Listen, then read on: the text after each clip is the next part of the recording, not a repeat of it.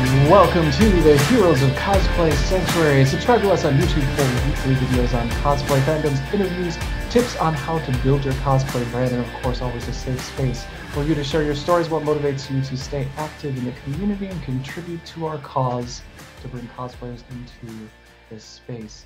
Visit us at our new website, www.heroesofcosplaysanctuary.com, for all the latest on the show, and of course the swag merchandise that you can find there as well. Friends, I am very excited this week. We are so glad that a year ago in April, my next guest made the decision to bring her positivity and creativity to the online space. Kind, caring, and inventive. She's created so many different cosplays in such a short amount of time. It is very hard to pick a favorite.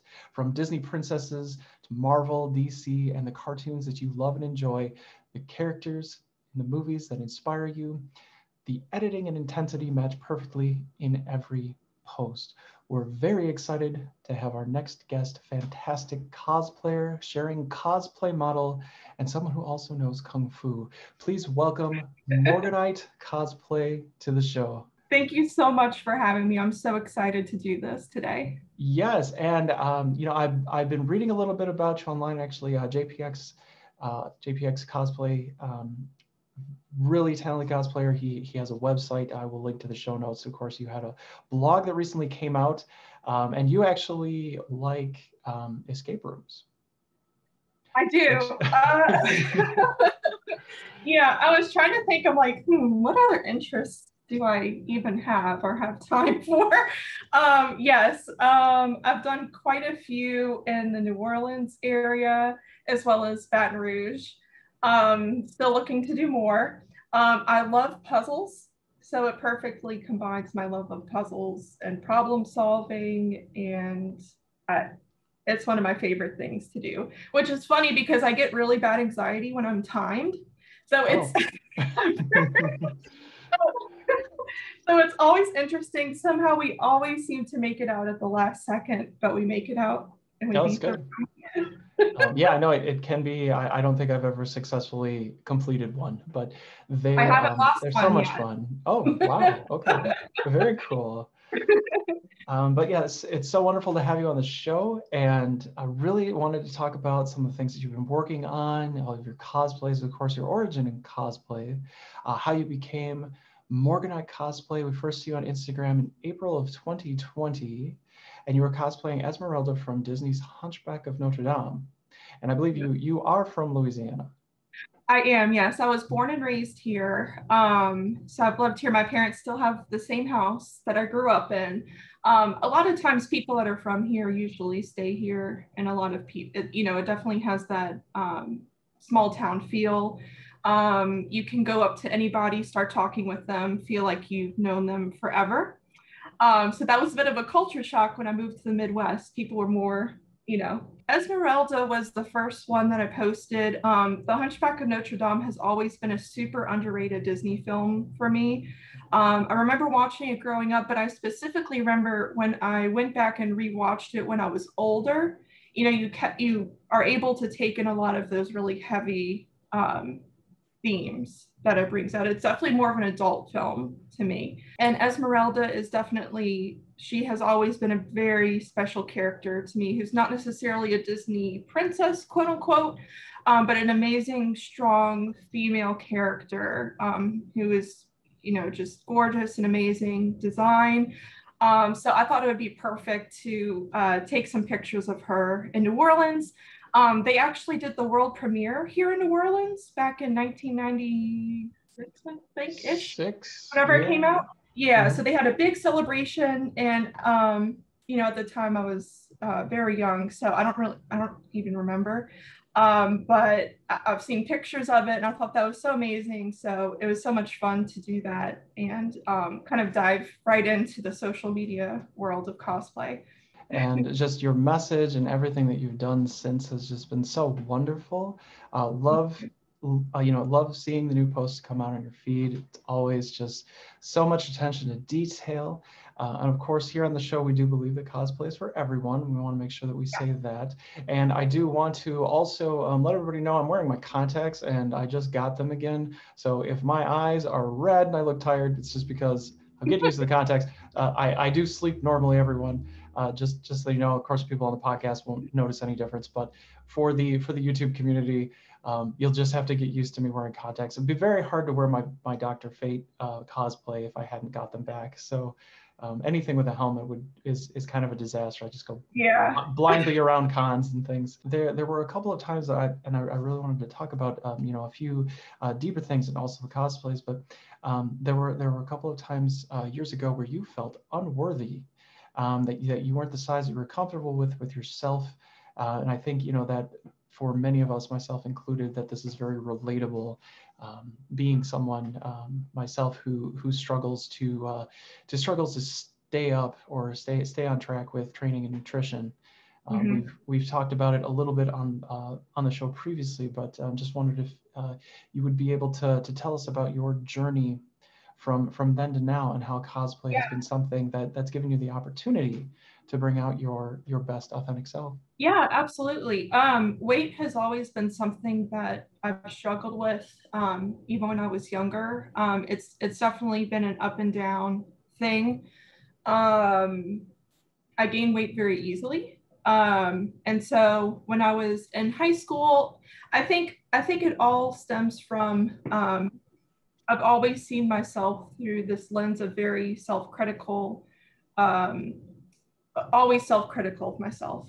So anytime I look in the mirror or see pictures of myself, I'm always looking at myself through a lens of always critiquing all these little things about myself. So it's very hard to see myself in a positive way, and as somebody that has some kind of beauty, something to offer. When I moved back from college, I gained a lot of weight. I was the heaviest that I've ever been. I was about 278-ish. And then at one point, it really hit me in the face how much I've lost track, mostly of how bad I felt on the inside. I was constantly tired, constantly in a bad mood, had no energy, and I really didn't like that. So I really wanted to make a big change, and over the course of about a year and a half, I lost about 110 pounds. Wow. Okay. Yeah, it was serious. And so, but I find myself still struggling with it, especially when COVID hit. My routine just totally went out the window. I was doing very well. I was on a regular gym schedule, and I was maintaining a good diet, but then that just totally went out the window. And I find myself actually having a much harder time the second time around, because I have gained some weight back, to try to get back into that schedule. But as far as cosplay is concerned, I've been going to the local convention here, which is Wizard World, that comes here every January. So that was kind of my first convention exposure, and I saw people dressing up, and I was just totally amazed, and I loved just the energy and people connecting through that. And I always thought to myself, wow, I would love to do that, but I don't look like, I would say very early on, what I saw as far as like social media, the guests that were being invited to the conventions, I would say, in my mind, looked a certain way or had a certain body type. So for me, I was like, oh, I could never cosplay. I don't have that figure. I wouldn't look good in suits. I wouldn't look good as so-and-so character that I want to do. I'm not fit. I wouldn't exemplify that character to the best of my ability. So you have all these thoughts running through your mind, and you keep telling yourself these lies. And, I thought, okay, things are shutting down. This could really be problematic for me as far as trying to keep my mind going and keep myself motivated while all these things are being shut down. And, in-person connection is pretty much not going to be a thing anymore. So I was like, I've wanted to do this for years now, and I might as well just give it a try and see how it goes. That way I won't look back on myself and say, you never tried. And I'll always regret that. So yeah, I just kind of jumped in. I think at the time my handle name was actually Mac Attack Cosplay, which is like a nickname. My maiden name is Kent, so my initials were MAK. I know it's really cheesy. It's But Mac with a then K. M-A-M-A-K. yeah, but then I thought to myself, I don't know, I kind of didn't like it. I was trying to figure out a name, and all my friends at work uh, used to kind of joke around with me and kind of make fun of me because I was a super nerd and always talked about movies and things like that. So they made up the name Morganite for me, kind of like a superhero name. And I was like, that actually would be a good handle name for my page. It's very sticky. Yes. So you have to, yeah, so you have to, you can't thank me, you have to thank my previous coworkers for that name. So I changed it to Morganite Cosplay. And I've had it that way for a while, and I think I'll stick with that. But yeah, I just kind of jumped right in, and I was so overwhelmed and so shocked by the positive responses and just the community itself. It's been so incredible. The people that I've been able to meet, I know that I would never have been able to meet these people just, regular day-to-day basis if I was not part of the cosplay community. And to me, that's priceless. Most talented, kind, supportive people that I've ever met in my life. So it's been really eye-opening and really incredible.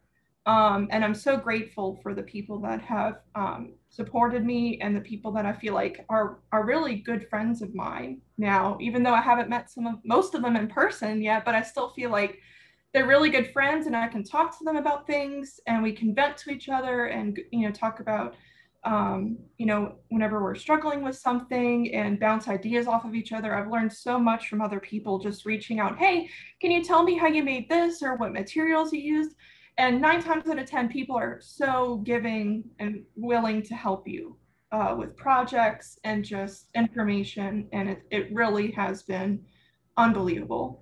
There are so many good things about the cosplay community, and I think even folks like Yaya Han will say things like, she really feels bad when people give up, get discouraged, because they do find the haters and things. Like you're going to have that, but if you stick it out, you meet so many amazing people, and really the majority of the people inside of the community are very nice and accepting, and it's fun to bring out, just all the different things, the stories that everyone has, and the things that they can share, all the insights, and just very very just smart, talented individuals, including yourself, that you've done so many very cool things, and you have such an impact. If I can make people happy and make them feel inspired and better about themselves, and I've had a lot of women message me and say, I'm so happy to see somebody with your body type cosplaying these characters. It makes me feel like I can do it too. And those comments really get to me. Like I cry every time because you never know who's looking at you. You never know who you're impacting because a lot of times it goes unseen or unheard of. But when you look at it that way, it definitely makes it worth it in the end, above all else. What would you say to someone who has been going through similar struggles that you have, and maybe thinking that they can't cosplay as a result of the way that they think about themselves? As you've explained, wearing the costumes, like I could never wear a bodysuit, I could never do this, I could never do that. What would be some words of encouragement for them? I'm talking to myself in a way too. You do not need to be so hard on yourself. And I want to be specific when I say I'm not just talking about perhaps curvy women or plus size. I'm talking about all body types because I know a lot of people from all ranges of the spectrum that have gone through this. People that feel like they're not, fit enough or muscular enough. Even men and women I've talked to feel the same way. So I think at the end of the day, what really comes through in the end, if you are passionate about a character, that's all that matters. That's what's going to come through at the end of the day. 9 times out of 10, most people aren't looking at what size you are. They want to look at you having an amazing time cosplaying that character, bringing something special to that character. And I think that's what connects everybody. You know, we all love these characters, we love these franchises, these movies, and that's what people just want to connect with. Um, you know, so I think that's the most important thing. It's encouraging to see that the cosplay world has diversified so much. I think we have a lot of work to do, but I think right now it's really, you know, and honestly, the only people that are, you know, the trolls per se, or, you know, make these stupid comments on people, it's always people with, you know, private accounts, no real profile picture, or like weird memes on their page. It seems like it's always those people. So that's very telling. I would say to constantly, you know, create a tight knit group that you can constantly go to. Like I have a lot of women that I've met on here that I constantly, um, you know, message them and say, hey, I had a really hard time today. I'm really struggling with motivation. You know, I haven't really been going to the gym this week, or I didn't eat very well. You know, it all connects. I would say that more importantly, while I am wanting to lose weight and, you know, become more healthy, I have a lot of work to do with my mental health as well, to create better habits and to create better ways of seeing myself that are not all negative, that are not always self-critical, because it is exhausting. Um, and I know it seems silly, but when you've grown up training your brain to constantly do that, and when I studied music for a very long time, that kind of all played into it as well, because we were constantly self-analyzing ourselves. We were constantly self-critiquing ourselves, constantly being compared to other people. That it kind of all fed into that. And so it's been a lot of unlearning those habits for sure. I think another important thing is for people to know that they're not the only ones that go through those thought processes. That pretty much, I don't think I've met anybody who doesn't go through those struggles, which is so sad when you think about that everybody kind of struggles with that. Mm-hmm. And, you know, social media can be a great tool to connect with people. Like I said, I wouldn't trade that for the world, the connections that I've made so far this past year.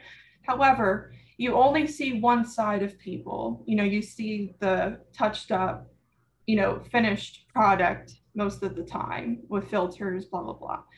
And so there's so much more. You're only seeing the tip of the iceberg, and there's all these, you know, other facets of human beings that have struggles, that have a hard time seeing themselves in a positive light. And I think cosplay has been amazing. Like I said, it hasn't, you know, fixed me per se, but it definitely helps to see myself as somebody who can be strong, somebody who can be something better than myself, something more, if that makes sense. You know, just trying to exemplify in any way that I can these characters that I love, you know, and oftentimes the characters that I connect with are the ones that they're people that I want to be like.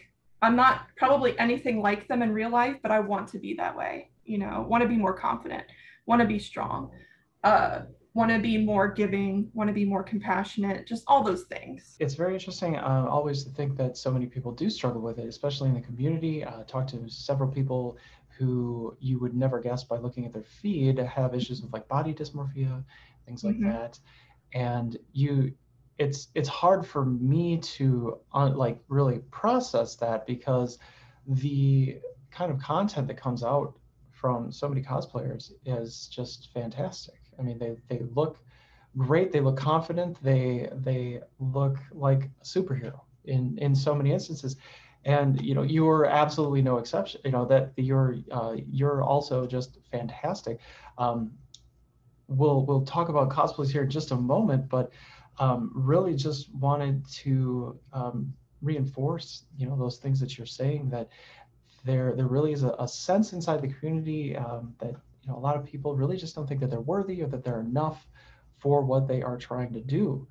Mhm. And the really hard part about that is, I think we're programmed early to try and measure up to something, to some what somebody else wants, especially with music. I'm, you know, I understand that I was a music major for a while, and it was Yeah. more, it was me being critical with myself in the practice rooms. It was also the professors being very critical of the work that was being produced.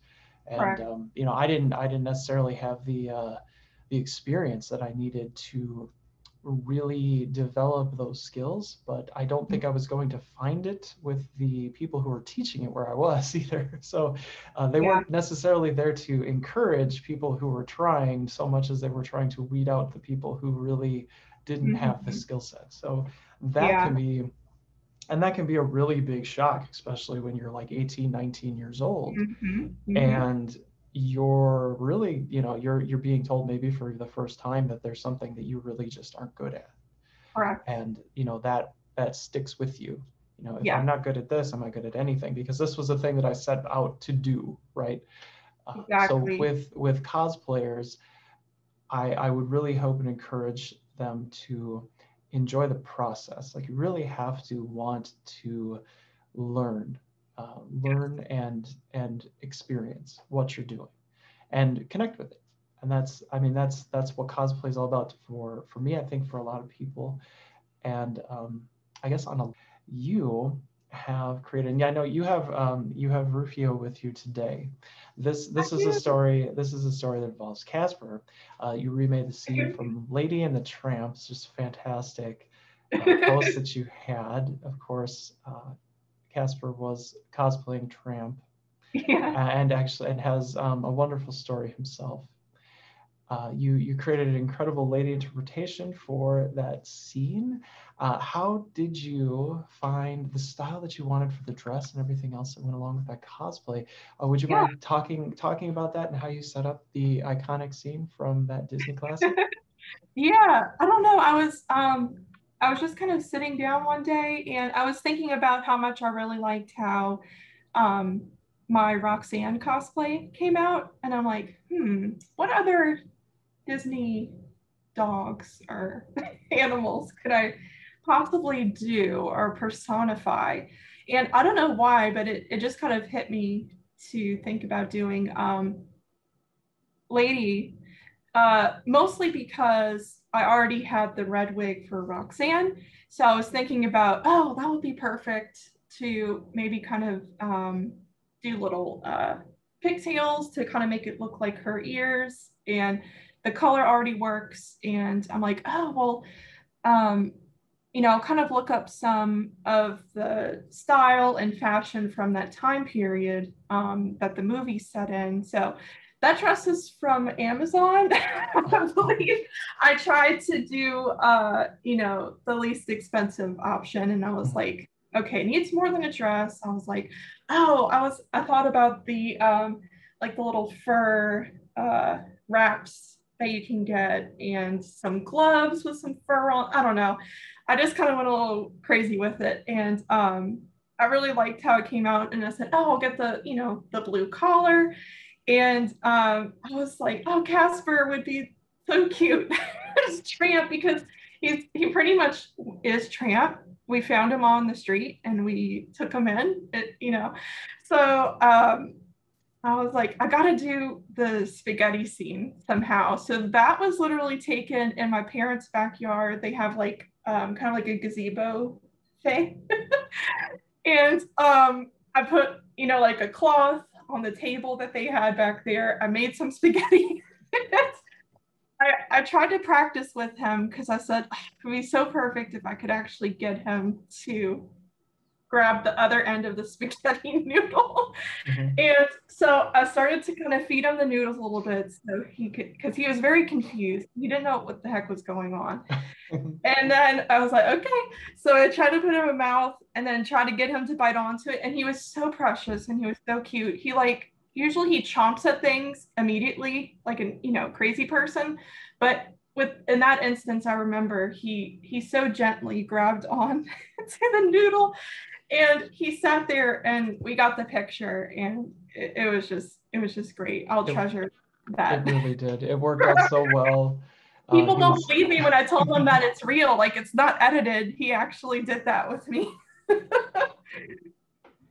very, very, very talented cosplayer in Casper. He played the part very well, but it was just a fantastic scene and one that I don't often see. So just Yeah, I very know. I cool tried to to. look up to get ideas when I was thinking about how I would want her to look. I was trying to look up and see if anybody else did, and I couldn't really find anything. So I was like, hmm. So, like I said, I just kind of looked up some dresses and tried to find a dress that was a similar color to her. And yeah, it all kind of came together. So I know I keep trying to think of other ways I can incorporate my dogs into cosplay with me. Absolutely. I call my cat my assistant, my production assistant. Sometimes he does like to jump onto the show. He's Yep. been relatively, I think this is nap time for him now, so he's not gracious with his presence. But talking about some of your favorite superheroes, and correct me if I'm wrong, but Yeah. Batman, Thor, Captain Marvel, and Wonder Woman. Yeah. But one thing that we don't know is which movie you are most looking forward to that is coming up. We have the Batman coming out in not too much time, Captain Marvel 2, Thor, Mm-hmm. Love and Thunder, and there was confirmed a third Wonder Woman movie that will be coming out. So of those involving your favorite characters, which one are you looking forward to the most?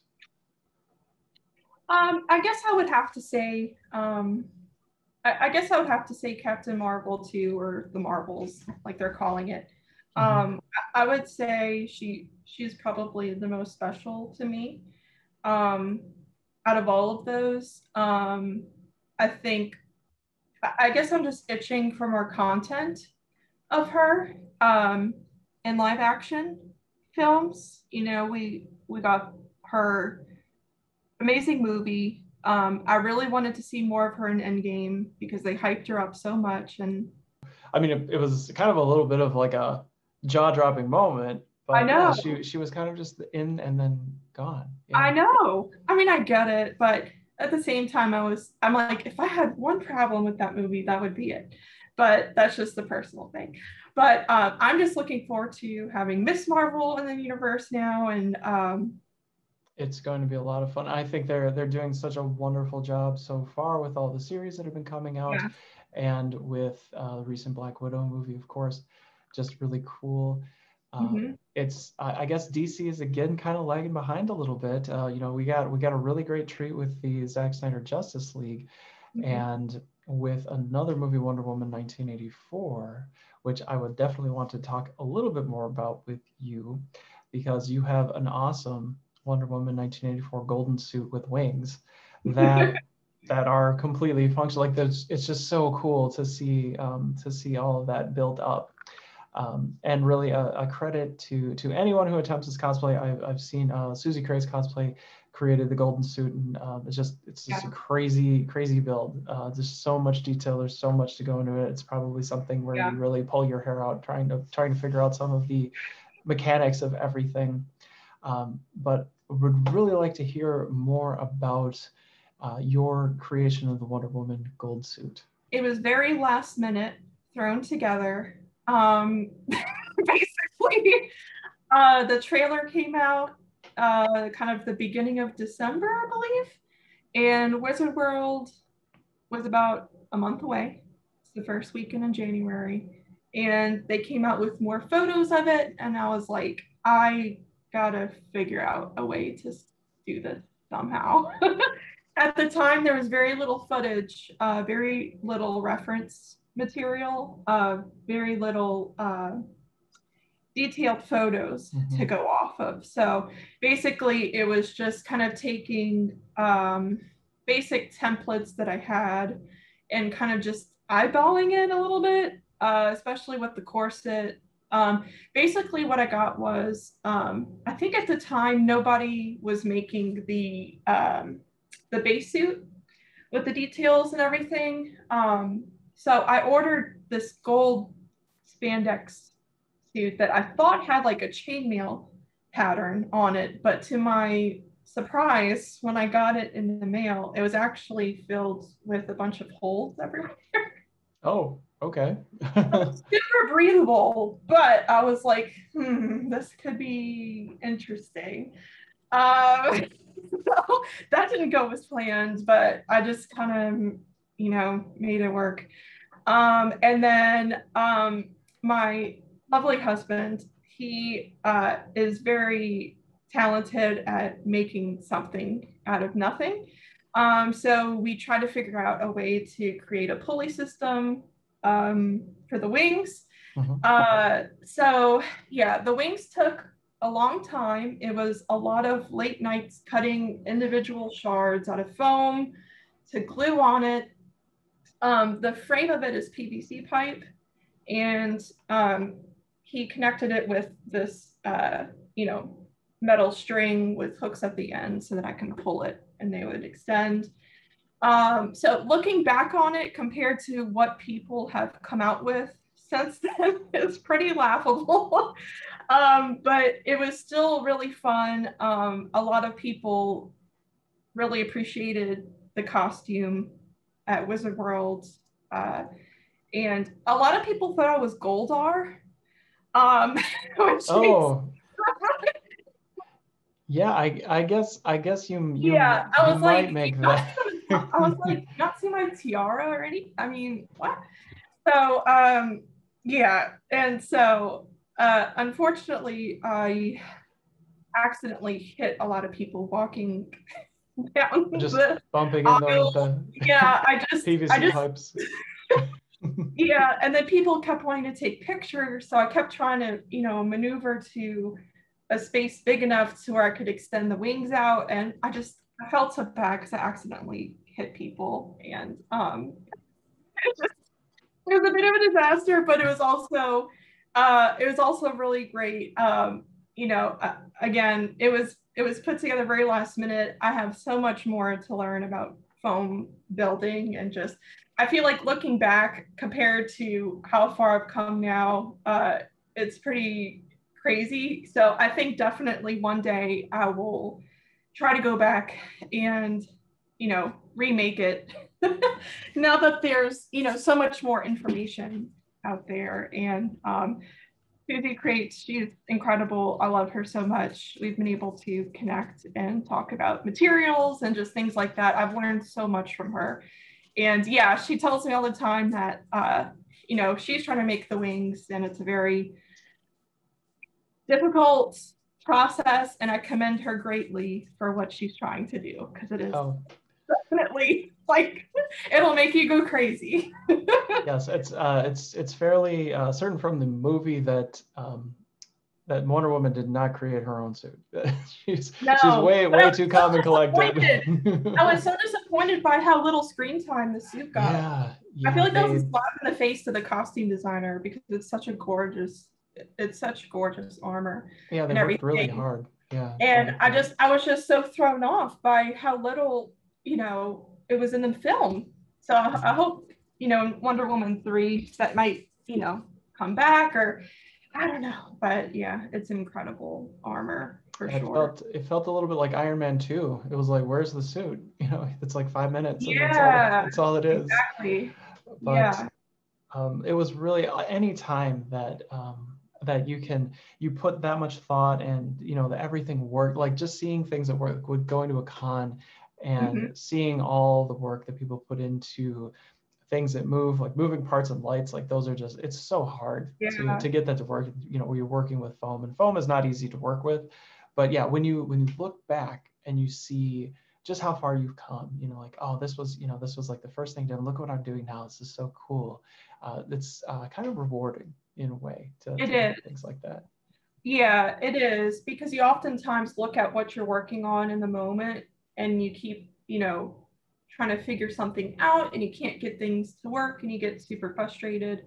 But then you look at the big picture and you're like, well, look how much I've learned in this period of time, and look at all these new skills that I've acquired. And, you know, if I were to go back and remake that piece that was so difficult for me at the time, you know, it would be a lot smoother of a process nowadays, because you know kind of what you need to do going into it now. And while we have Rufio here, there is another cosplay that I would like to bring up. It is the Elle Woods cosplay that you put together with this little guy here, and he played the part of Bruiser, I believe. I love Legally Blonde. I was in the musical. I played the part of Emmett, and it was probably the most fun that I'd had putting on a production. Like, just it's so high energy. The characters really pop, and it's just, it keeps moving, like everything. Which really, when you do community theater, there's a lot of pauses usually. Like, you're doing these big Rodgers and Hammerstein productions, and the curtains are going down, you're moving things around, curtains are going back up. But with Legally Blonde, the way that the script worked and the way that they adapted it from the movie, it was just like nonstop. So much fun. And so really your cosplay, just, it took me back, but it really was a lot of fun to see you with you know, with Rufio and putting that together. I guess I really wanted to spend a little bit of time talking about putting together cosplays that aren't necessarily mainstream, because I think sometimes cosplayers miss just some of the really fun characters that they can celebrate, because they think they have to stick to, you know, just Marvel and just DC. You know, everybody's doing Widow, I have to do Widow, or everybody's doing Superman, I need a Superman suit. But you get these really fun builds and really, you know, like really fun projects out of a character like Elle. She's got a lot of personality, and it's a fun movie. Roxanne from Roxanne, yes. Goofy movie, and then she doesn't really have an official name, but they refer to her as Little Miss Cappuccino from the second Goofy movie. So yeah. So it's tricky, because a lot of times with these kind of obscure characters, I guess you could call them, or sometimes it's really difficult to find the costume pieces online or just anywhere, right? Because these manufacturers are making, you know, obviously more of the popular characters, which makes sense. In this case with Elle, I was able to find her pink outfit from the second movie on Amazon, which was perfect. It's not that great quality, but it did the job. I was thinking about that the other day. I was like, I need to take more pictures with Elle, and they do have the Bruiser costume. At the time, I decided not to get it because I thought I could maybe make it for him, but that didn't work out too well. So I think I am going to go back and purchase the actual costume for him as well. He did not want to stay put in the purse, though. I can understand that. I know. I wasn't trying to hurt him or anything, but it kind of made it more funny because he at least wanted one paw outside of the purse. So I feel like that added some attitude to it. Yeah, and I was talking about this the other day with Jake Fogg, who is an amazing Superman cosplayer. We were talking about our love of Lord of the Rings, because Lord of the Rings is actually my all-time favorite film franchise for sure. And I'm like, I haven't done any Lord of the Rings characters. What is wrong with me? But when you look online, it's very difficult to find quality costumes for that. And I know very little about sewing, so I could never make, a dress or anything like that from scratch. And I admire cosplayers that can do that. I thought about commissioning it from somebody, it just gets very pricey. So you kind of have to plan out things very well and prioritize things. I know there is ways to do it affordably, but again, for these lesser known characters, which is surprising to me that there aren't more options and more variety for Lord of the Rings, because I think it's still a very big deal. They're fairly popular, yeah. Right. But it's very difficult. I mean, there's a few things on Amazon, but it looks like the quality isn't that great. So you kind of just have to, I don't know. It's it is tricky. I'll say that, the characters that I cosplay, I kind of don't think about it as more popular or mainstream or lesser known. If I love a character and I have a connection with the character, I'm going to cosplay it. I have a never-ending, growing list of cosplayers, yep. Which I know a lot of people do. It just happens, right? Like, and then it's so difficult when Marvel, like, they keep pumping out all these new suits and all these amazing, like, I just know that with the What If trailer that just came out, like, I know that there's a slew of Peggy's, which I'm like, don't get me wrong, I'm not complaining because I know that it's going to be fantastic. But you know what I mean? That every time they come out with all this new stuff, like, you can't help but want to grab onto it and want to add it to the list someday. But yeah, I've seen a lot of cosplayers that actually only do, I would say, lesser known characters, and I admire them greatly. They do such a fantastic job. So for me, I tend to gravitate towards Marvel and DC characters because they're the ones that really, I don't know, inspire me the most, or I just really love their suits and just their look.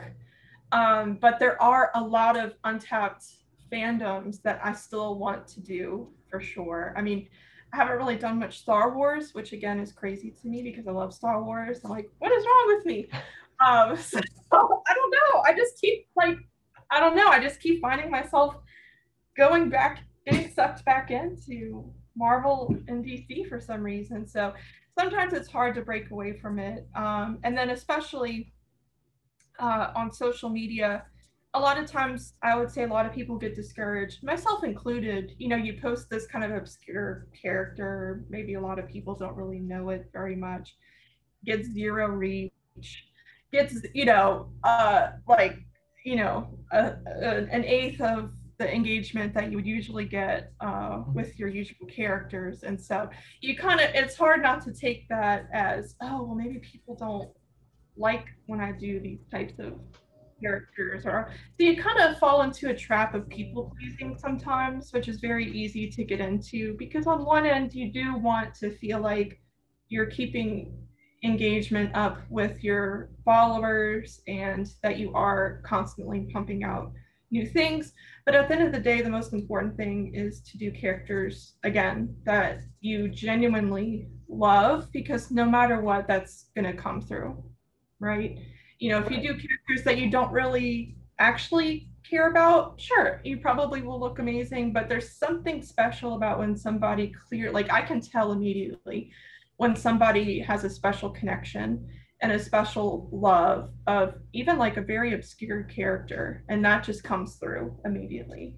And just knowing how hard people work on it, it is too bad that Instagram kind of says, not sure where to categorize this, and the algorithm, right. You're really just posting it to yourself at that point. Right. That could be very frustrating. And, just across many platforms, it can be very frustrating, but still does not go completely unappreciated. And yes, you do really need to do some things for yourself. When you're creating something, it really resonates with you. Take the obscure character, or take a character from a novel, or or an original indie comic, or an original character, and go for it. I mean, it's still skill building, it's still cosplay, and it should still be fun, because that's the whole point is trying to have a little bit of fun while we're doing all of I this. know it's easy to lose sight of that. Not that it isn't always fun, but to be honest, there are times where you do get very down on yourself. You get very frustrated, and it really all stems from like you have this image of your mind of what you want to make a reality, and when you keep hitting those roadblocks, it can become frustrating because you're like, oh, if I can only know how to do this or know how to sculpt this or make this a reality, right? So that I can cosplay this character, this very intricate armor or different things like that. And so it can become frustrating when you keep hitting those walls that you just kind of you're like just about to break through, and you kind of just have to keep going, keep trying, maybe kind of revisit it. I've shelved many projects because I'm just not there yet. I had to be honest with myself. I'm just not there yet. And if I try to do it now, it's not going to be what I hoped it would be, or the level that I want it to be. So I've shelved many things, come back to it later after I've gotten more comfortable with a certain material or learn how to do do it in a certain way to actually make it work. Watch a lot of YouTube videos, watch a lot of tutorials, keep practicing, keep practicing. It really is a craft. And it's something that you just kind of have to practice at if it's something that you want to make these crazy builds, or again, there's no shame and just, if you want to just buy a suit from online or have somebody commission it for you, establish a collaboration with another artist, which I love. There's absolutely no shame in that as well. However you want to cosplay is totally fine. And there should be no shame in that. No, definitely not. And it's totally okay to outsource because unlike Marvel, we don't have billions of dollars and crews of people to manufacture all of our costumes for us. It's expensive. Do all the editing and everything else that goes into it. It's not just the costume anymore. It's scheduling the photo shoots and then doing all the editing and putting everything out there. Like there's just tons of follow up and all of the circulating and everything that goes on. Yeah, it's a lot of work to be a cosplayer. It is. One project in particular that I'd love to talk about. This is a bit more mainstream, but you created one of the most amazing Mera cosplays that I've seen. It was also one that you used to collaborate with Liz Wonder for the Snyder Cut shoot and edit. As you know, Liz is a good friend of the show. You were also selected as the winner of the Zack Snyder Justice League cosplay contest. And you've chatted with Stephanie Porter, who has worked with Zack Snyder on design. She's done designs for, and don't get me wrong, with the Top Gun sequel, Maverick. She's worked on Batman versus Superman, and she's also done designs for Army of the Dead, among other movies. Would you like to talk about the armor build and really everything that you went into being Mera for that collaboration? Sure. I love Mera. I love the Justice League design for her above anything else. I think it's one of the most beautiful concepts that I've seen. I'm a huge fan of how Zack did the concept for the Atlanteans in his film. I really love the older design, the more armored look, the more rugged, more sea-worn look. Not that I didn't think Aquaman was a beautiful film. I just prefer armored looks in general. So that was definitely a cosplay that was always a dream of mine for sure. I had seen other people do it, and I just would stare at them and think, wow, I would love to do that one day. That would just be incredible. So a lot of research. There are a lot of really great base templates out there, especially now that the fake version, I like to call it, had been out for quite some time. Yes, the Zos cut. I don't know what else to call Whatever. it. Yeah. The non-canon version. Yeah. In my book.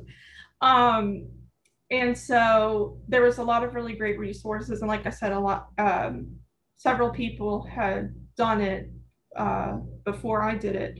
So I had a really great, a lot of great source material to go off of.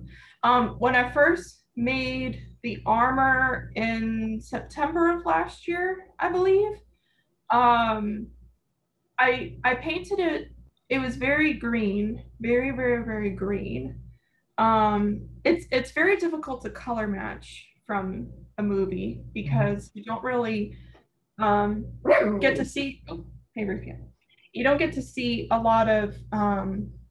You don't get to see it up close. You don't get to see it up person. You actually don't really know what the real coloring of it is or how the light's going to react to it. So it was a lot of playing around with a lot of colors, and basically took some photos with it. I was like, yeah, it came out pretty good. But there's still something missing, I feel like. And then footage started to come out and the trailer started to come out for Zack's Justice League, when they announced that it was going to be reality. A lot darker of a tone, more rugged. And I was like, ooh, I need to do it more like that. I think that'd be great. So I went back and basically repainted everything, gave it more like I said, a darker tone, more bronze, and I really like how it came out. And then Vero, who is an amazing platform, by the way. Yes, The Vero's for people social. working, the people working for them are super kind, genuinely care about its creators, 100%. They came out with this amazing opportunity, this cosplay contest, to be able to win a video call with Zack himself and to get some memorabilia from film. And so I was like, I gotta do it. I gotta try. I gotta try. So basically, when they came out with it, I think the deadline was about 2 weeks from when they announced it. Okay. So it was basically 2 weeks of me staying up very, very late, getting very little sleep to try to make it the best version I could make of it. The film came out on HBO Max about four-ish days before the deadline. So I had pretty much finished most of it. I started to see footage of the nightmare sequence in particular, and I was like, oh my gosh, that's so freaking cool. I love what they did. The suit was amazing already, but then they just added so much to it with that sequence. And so basically, the night that it came out, I stood up all night watching the film, pausing, trying to get as much detail as possible. And so basically, I took a black bed sheet and painted it to and cut it up, shredded it up to make it to where it would attach to the back because I wanted to take pictures of just the regular armor as well as a nightmare version. And then I saw she had some kind of rifle on her back that was very quickly thrown together. Very terrible. And I was like, man, I don't have time to make this massive trident. I already had I think it's technically called a quindon because it has 5 spears. So I just kind of used that.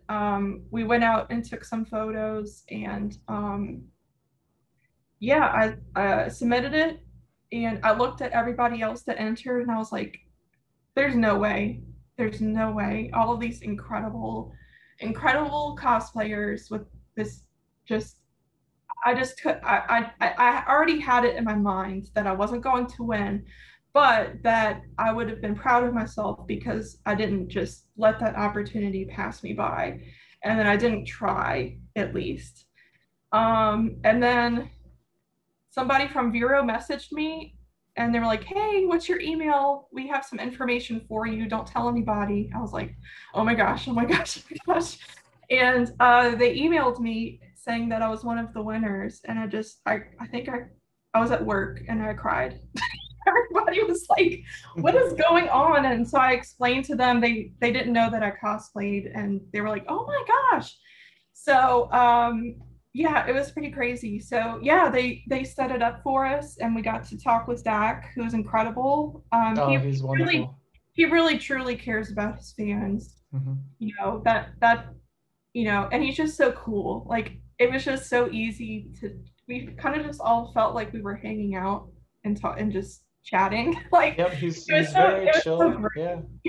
Yes. He's just chill. He's very down to earth. Just, so it really was amazing. It was definitely, I still can't believe it happened. And more importantly, I've been able to connect with the other winners who are incredible, and learn from them, and stay in touch. And then, so at the end of the call, Jack was like, oh, I'm gonna try to get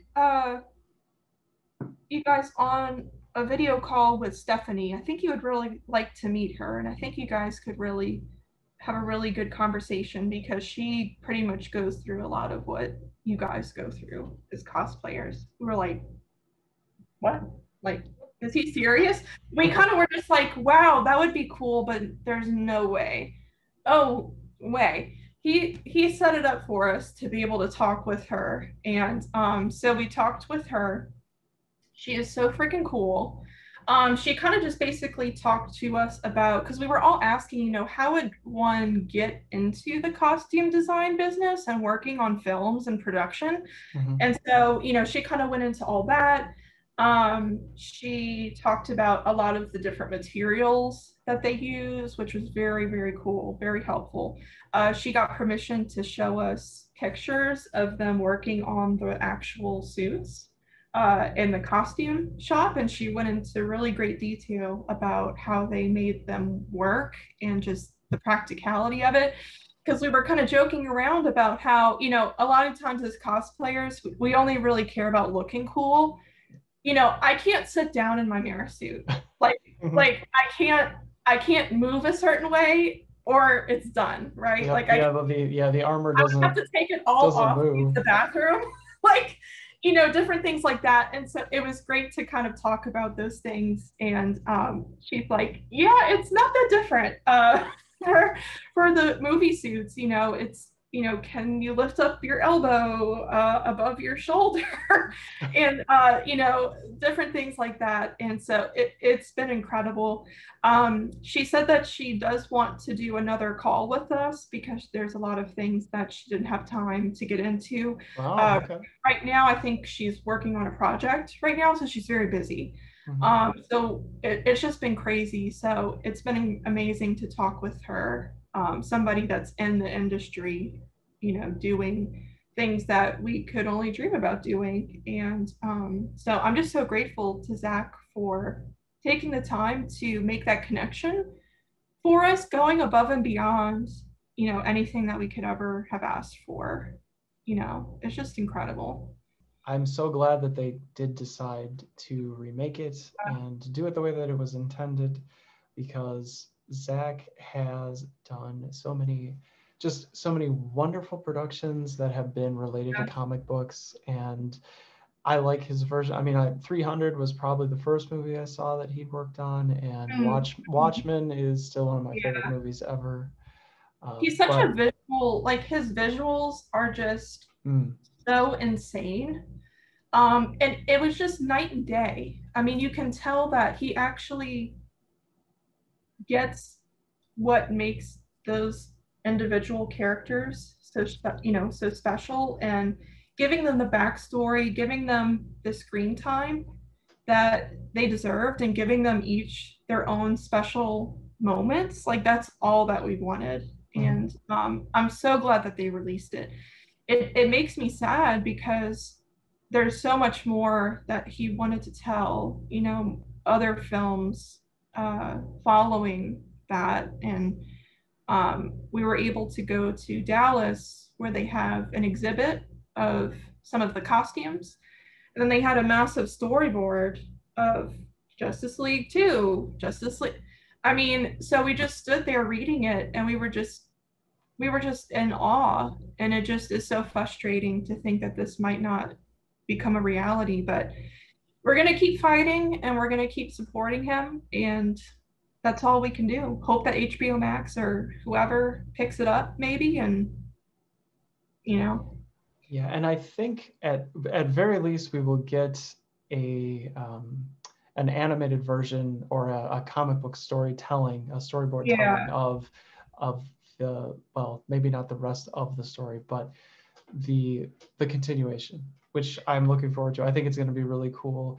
yeah, I watch a lot of Comics Explained, and uh-huh, on that feed, he kind of does a little bit of that. He kind of tells the story and goes through and kind of goes through the comic book, scans down the page as he's explaining what's going on. So yeah, I think that would be fantastic, but would have loved to and will love to see the next iteration of Zack Snyder's version of these movies. I really hope that it yeah, happens. yeah, They've kind of been all over the place in DC, so he gave it a lot of continuity, and he made it was a very stark contrast to what Marvel was doing, which I thought was great. exactly. Just absolutely. If I may, as we're coming to the end of the show, I did want to share a quote that you had from your feed. Oh It goes like goodness. this. Yeah, you said, "I hope to continue to spread joy, positivity, and support through this page. I will continue to respect and support everyone as best that I can. I will not treat or talk to anyone differently, as you are a human being that matters. I think as creatives, your work means something now more than ever. Love you guys, and it has been a joy to meet you all. Stay loving, stay strong, and stay special." I really just, those are the kinds of things that just warm you up inside. I love to hear people saying those kinds of things online and just seeing those kind of strong positive thoughts. But if we can talk about the very I guess root of the discussion: confidence, connections, health, and branching out, for Mhm. things that you said you wanted to work more on. I think as we get into 2020 or 2021, 2020, it's many years, Yeah, as we go through 2021 and into 2022, um, how has this been for you inside of cosplay? I would say, while it is difficult for me um, to say that I'm proud of myself, but I am happy with some of the opportunities that I've gone for. Like I've said, I'm trying to shift the perspective to, at the very least, I want to at least try. I'd rather try and fail than not try at all and live with regret, Mhm. because I already have severe regret for not getting into the cosplay world sooner. Um, but like I said, I would say the most important thing, the most rewarding thing for me has been the amazing connections and friendships that I've been able to make. Just kind of taking that first step and trying to reach out to people, constantly being in a state of learning. As you mentioned, you kind of always have to be in that um, space of wanting to constantly grow and learn, which really is an incredible process. So I feel like I've learned so much, like I said, just within the last year and a half. I feel like I'm different. I feel like I've grown a lot. I would say definitely confidence is, I think, something that I will struggle with for the rest of my life. But I want to at least get to the point where it's not something that's constantly consuming. Um, my mental health and the way that I see myself, and that I don't always diminish even little things that I've been able to accomplish, right? Um, I would say, I think the reality is especially with weight and things like that, um, I would say the most important thing is if I don't change the way that I view myself, I can constantly have people telling me, what? You look great, or you look beautiful, or I think you're, blah, blah, blah, blah, blah. I greatly appreciate those compliments and they really mean a lot to me. But at the end of the day, if I don't see myself that way, it's not going to be reality to me. You know what I mean? So I think that's the most difficult thing is learning how to accept those genuine compliments and genuine words of encouragement. And like I said, just trying to retrain my brain and to think more positively and, to continue to do that. Like I said, cosplaying is very empowering.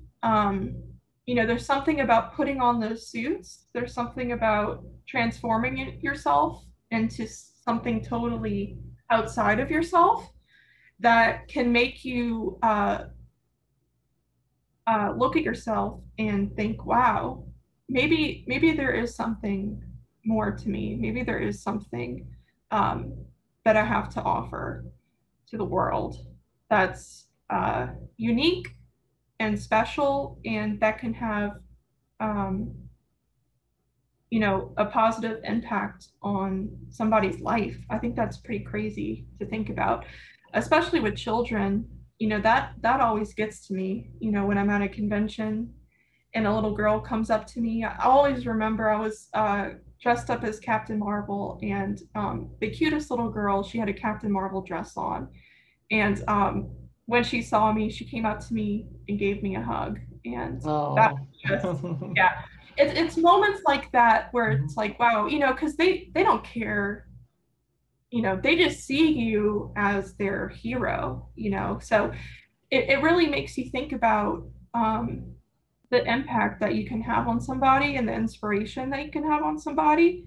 I would love to, like I said, as things start to open up more, one of the biggest things that I really wanted to start doing was, visiting hospitals, doing more charity work, interacting more with children, because that's such a big deal to me. So I hope that I get to do that one day, as things, seem to be getting Opening better, back up.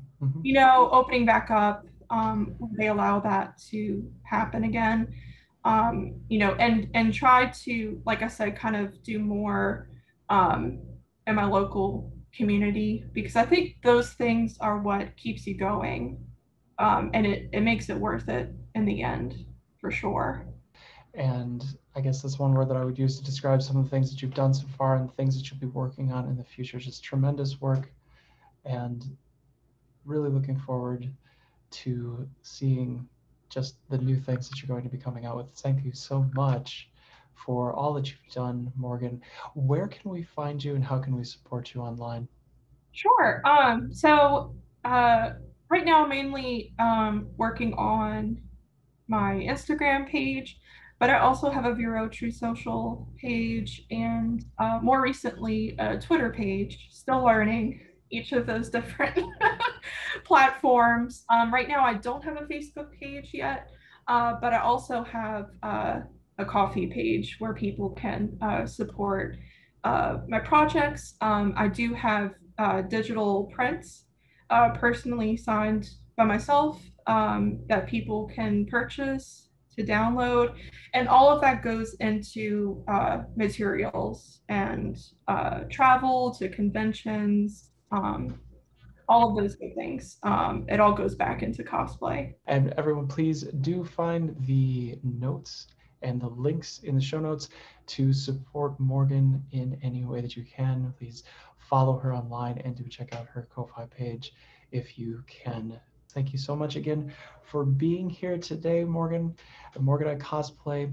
This is the Heroes of Cosplay Sanctuary. Thanks so much, everybody, for being here. Bye-bye. Thank you so much.